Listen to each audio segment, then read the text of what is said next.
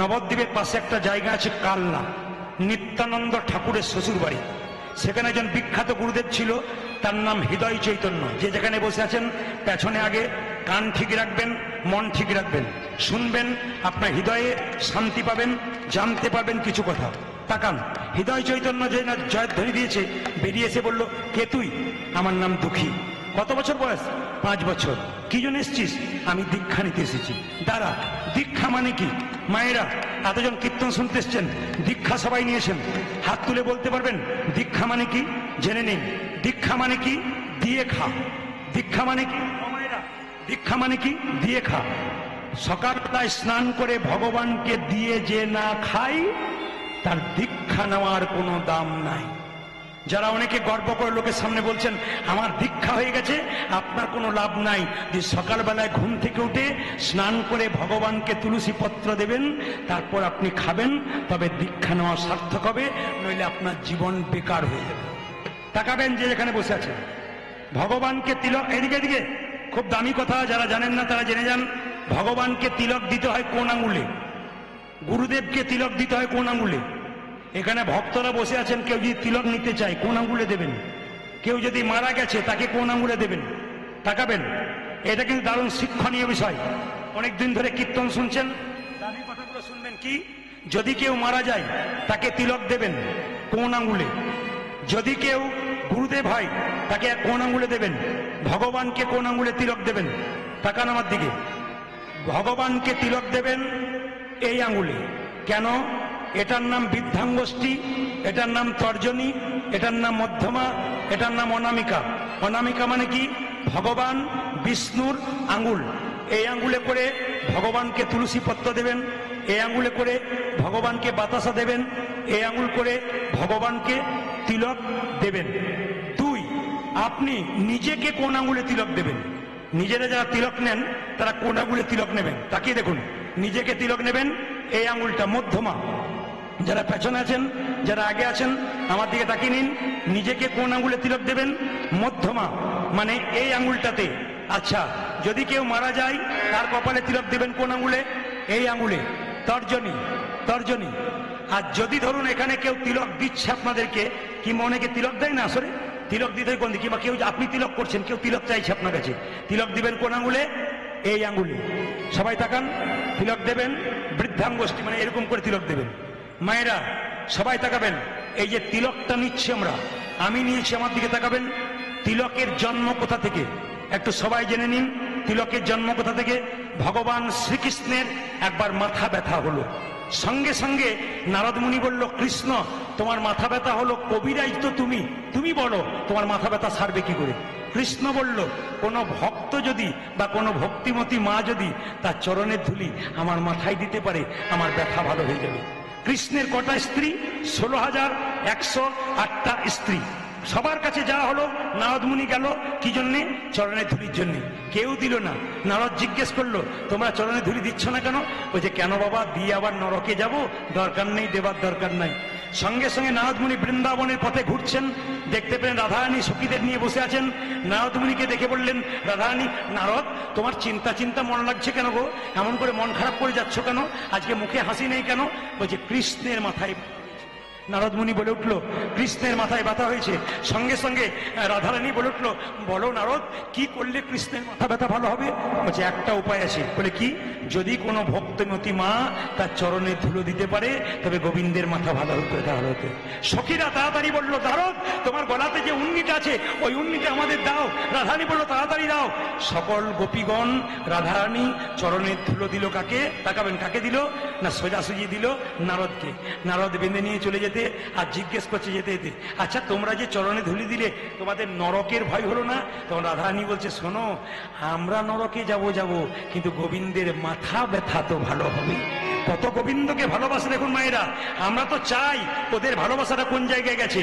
সঙ্গে সঙ্গে নারদ মুনি সেই ব্রজগোপীদের চরণ ধুলি নিয়ে কি করেছে? কার মাথায় দিয়েছে? কৃষ্ণের মাথায়। কৃষ্ণের মাথা ব্যথা ভালো হলো।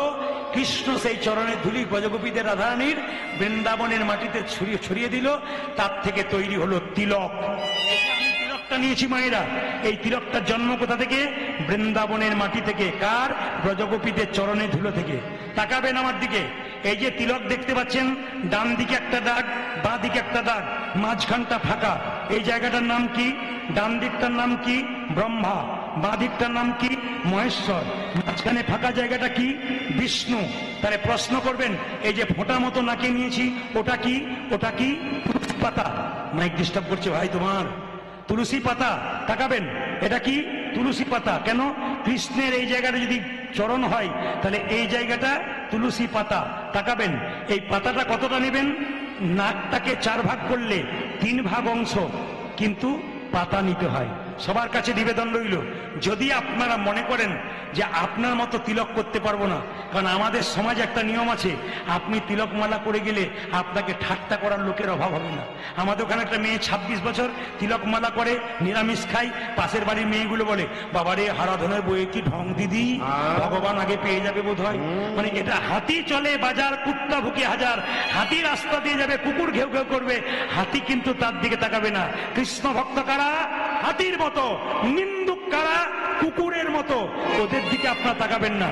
তাকাবেন মায়েরা, তিলক যদি কেউ করতে চান, অনেকে মনে করেন তিলক করব খাওয়া দাওয়া বন্ধ নাকি? আমি বলবো না, শাস্ত্রে বলেছে তিলকের বিধি। আপনারা তিলক করবেন, কেউ দেখতে পাবে না, তিলক হয়ে যাবে। কেমন? শাস্ত্র বলল জল তিলক, জল তিলক। তাকান আমার দিকে, যারা পেছনে আছেন আগে আছেন। স্নান করবেন, ভগবানের মন্দিরে যাবেন, হাতে একটু জল নেবেন। জল নিয়ে কি করবেন মায়েরা? এই আঙ্গুল, এই আঙ্গুলে করে, এই আঙ্গুলে করে নিজেকে তিলক করতে হয়। জল তিলকটা এরকম করে কপালে 2টো দাড়ি আর মাঝখানে একটা পাতার মতো জল দিয়ে করে নেবেন। আপনার অজান্তে তিলক হয়ে যাবে, কেউ জানতে পারবে না, কিন্তু তিলক আপনার তিলক হয়ে যাবে। জয় নিতাই, জয় নিতাই। আপনার তিলক হয়ে যাবে। তাকাবেন মায়েরা, কেউ দেখতে পাবে না, কিন্তু তিলক হয়ে যাবে। এবার বলে দিই, যে যেখানে বসে আছেন, তিলক নেবেন, তিলক নেবেন। এবার বলি, ভগবানের ভজন করবেন, গুরু মন্ত্র ভজন করবেন। কোন দিকে মুখ করে বসে ভগবানের ভজন করতে হয়? যে যেখানে বসে আছেন, দামি কথা শুনেনি, কোন দিকে মুখ করে ভগবানের ভজন করতে হয়? পূর্ব দিকে কিংবা উত্তর দিকে? জোরে বলুন, কোন দিকে? পূর্ব দিকে কিংবা উত্তর দিকে। কোন আসনে বসে আপনি মন্ত্র জপ করবেন? আপনাকে কম্বরের আসনে বসতে হবে। যদি না পান, কুশ ঘাসের আসনে বসবেন। যদি না পান, নিচে বসে কোনোদিন মন্ত্র ভজন করবেন না, তাহলে আপনার দুঃখ জন্মাবে। ওই জন্য কিছুর ওপরে বসে আপনাকে মন্ত্র জপ করতে হয়। মায়েরা, যে যেখানে বসে আছেন, একটা প্রশ্ন আপনাদের কাছে, আপনি তিলক দেবেন ভগবানের চরণে প্রথমে দেবেন না মাথায় দেবেন? জোরে বলুন, কোথায় দেবেন? চরণে দেবেন না কপালে দেবেন? জোরে বলুন, কোথায় দেবেন? শুনতে চাই আমি, কোথায় দেবেন? চরণে না। তাকাবেন, কেন? বলছে ভগবানকে স্নান, আবার ডিস্টার্ব, ভগবানকে স্নান করালেন, স্নান করানোর পর তাকাবেন, তাকে প্রথমে কপালে তিলক দিতে হয়, তারপর ফুল বা তুলসী পত্র দিয়ে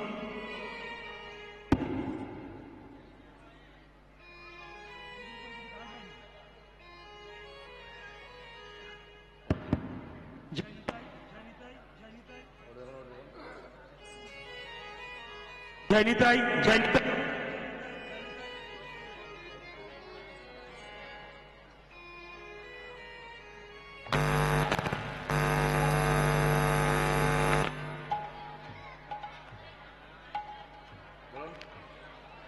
জয় নিতাই। মায়ের আবার জরুর ধরে দিন, নিতাই গৌর হরি হরি গৌর। প্রেম সে বলুন রাধা রানী কি, শ্যাম সুন্দর কি, মদন মোহন কি, হরিবাসর কি, মদন মোহন কি। ছোট্ট দুঃখীকে বলল, দুঃখী তুই যদি আমার কাছে মন্ত্র নিবি, তবে তো পরীক্ষা দিতে হবে। কি পরীক্ষা? এই দেখ, একটা মাটির কলসি দিলাম, এই কলসিটা নিয়ে প্রত্যেকদিন গঙ্গা থেকে জল এনে তুই তুলসীর বাগানে সেবা করবি। যেদিন সেবা হয়ে যাবে, সেদিন তোকে আমি মন্ত্র দিয়ে দেবো। সবাই পরে জোরে বসুন, আপন আপন গুরুকে স্মরণ করুন। ছোট্ট দুঃখী 5 বছর বয়সে গঙ্গা থেকে জল আনছে, আর কি গাইছে দেখুন, তাকান। জয় জয় শ্রী গুরু প্রেম আজ জয় জয় শ্রী গুরু প্রেম কলবদর, জয় জয় শ্রী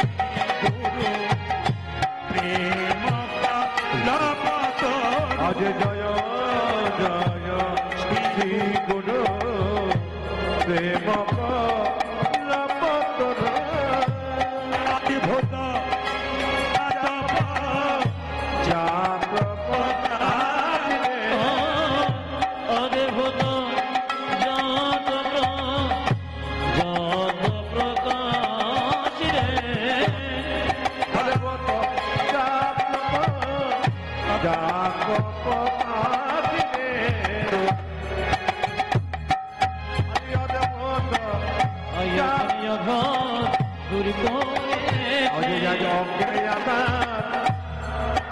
ছেলেরা সবাই তাকিয়ে দেখুন, গোটা গানটাকে নষ্ট করছে।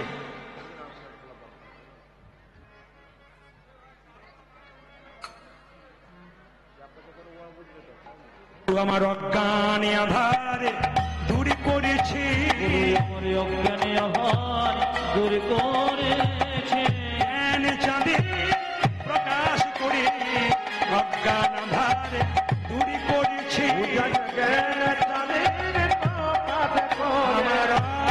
আধারে দূর করেছে, অজ্ঞানে আধারে দূর করেছে, আমার অজ্ঞানে আধারে দূর করেছে, আবার একটু শুনবেন, সবাই করে জোরে বসবেন।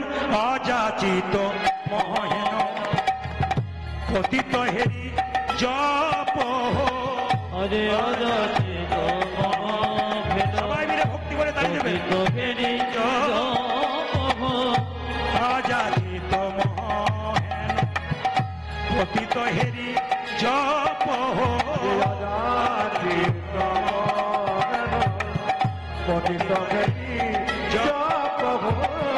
যে সে যে হরি নাম দিয়েছে,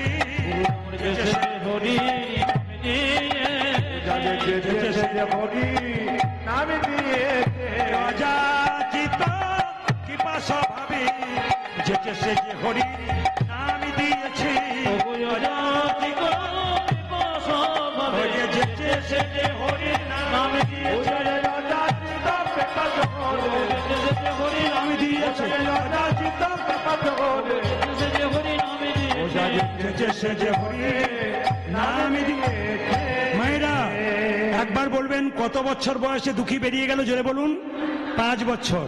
কলসি একটা মাটির হাঁড়ি দিয়েছে, আর সঙ্গে সঙ্গে জল আনতে আনতে মাটির হাঁড়ির ঘষাতে এক সময় তার ছোট্ট ছেলেটার মাথায় দগদগে ঘা হয়ে গেল। ছেলেটা মাথায় পাগড়ি করে যখন জল আনে, তখন তার গুরুদেব হৃদয় চৈতন্য বলল, হ্যাঁ রে দুঃখী, এত সুখে কৃষ্ণ ভজন হয় না, পাগড়ি খোল, পাগড়ি খোল, পাগড়ি খোল। মায়েরা যেই না পাগড়িটা খুলেছে, অমনি দগদগে ঘা, পুঁজ রক্ত। গুরুদেব বলল, হ্যাঁ রে দুঃখী, তুই যেদিন বাবা মাকে ত্যাগ করে আমার কাছে এসেছিস, সেদিন থেকে আমি তোর বাবা, আমি তোর মা, তুই আমাকে বললি না কেন? আমি তোকে চিকিৎসার ব্যবস্থা করতাম, কবিরাজ থেকে চিকিৎসা করাতাম। ছোট্ট দুঃখী বলল, শোনো গুরুদেব, আমি যদি তোমায় বলতাম আমার মাথায় দগদগে ঘা হয়েছে, তুমি না হয় আমাকে চিকিৎসক ডেকে চিকিৎসা করাতে, কিন্তু কি হতো জানো? আমি যে কৃষ্ণ সেবায় বঞ্চিত হতাম, কৃষ্ণ সেবায় বঞ্চিত হতাম, কৃষ্ণ সেবায় বঞ্চিত হতাম, কৃষ্ণ সেবায় বঞ্চিত হতাম। জল আনিতে না পারিলে কৃষ্ণ সেবায় বঞ্চিত হতাম, জল আনিতে না পারিলে কৃষ্ণ সেবায় বঞ্চিত হতাম, জল আনিতে না পারিলে কৃষ্ণ সেবায় বঞ্চিত হতাম। যে যেখানে বসে আছেন মহানিবেশ করে একটু হিসাব করবেন, আমি অঙ্কে কাঁচা। ছোট্ট দুঃখী বলল, যেমন তেমন জন্ম নয়, আমি 84 লক্ষ জনি ভ্রমণ করে এই মানব জন্ম পেলাম। শুধু সে নয়, যারা কীর্তন শুনতে এসছেন সবাই 84 লক্ষ জনি ভ্রমণ করে মানব জন্ম পেয়েছেন। একটু গুনবেন, 20 লক্ষ বার গাছ গাছরা রূপে জন্ম নিলাম, কত রকমের গাছ হতে হতে যেদিন তুলসী বৃক্ষ রূপে জন্ম নিলাম, যেদিন আমি তুলসী বৃক্ষ রূপে জন্ম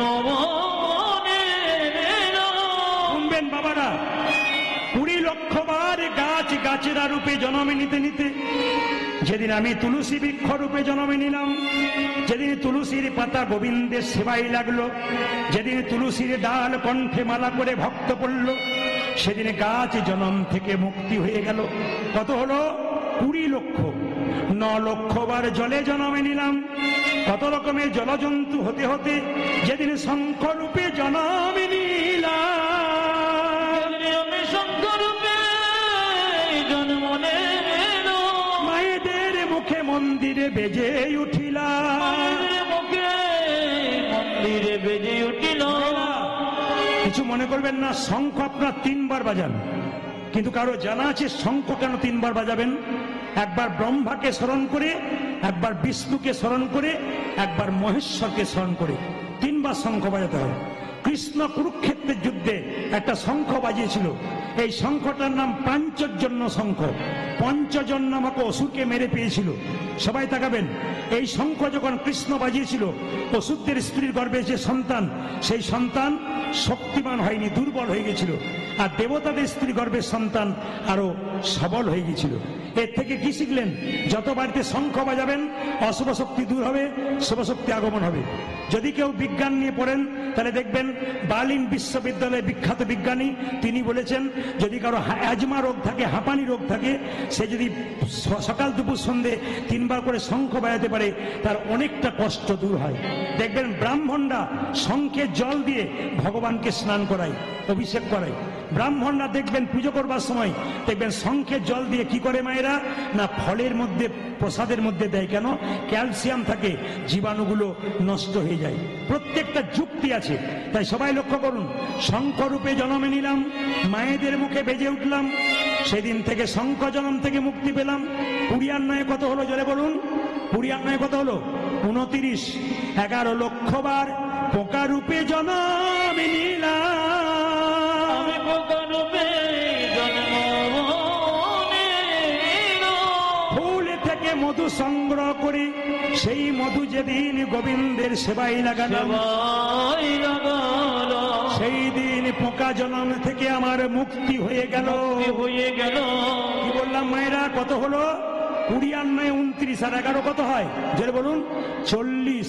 30 লক্ষ বার পশু কুলে জন্মে নিলাম, কত রকমের পশু হতে হতে যেদিন গাভী কুলে জন্মে নিলাম, যেদিন আমি গাভী কুলে জন্ম নিল, যেদিন গাভীর চামড়া দিয়ে শিখল তৈরি হলো, যেদিন গাভীর চামড়া দিয়ে মহাপ্রভু শিখল তৈরি হলো, যেদিন গাভীর দুগ্ধ গোবিন্দের সেবায় লাগিল, সেবায় লাগিল, সেই দিনই আমার পশু জন্মে থেকে মুক্তি হয়ে গেল।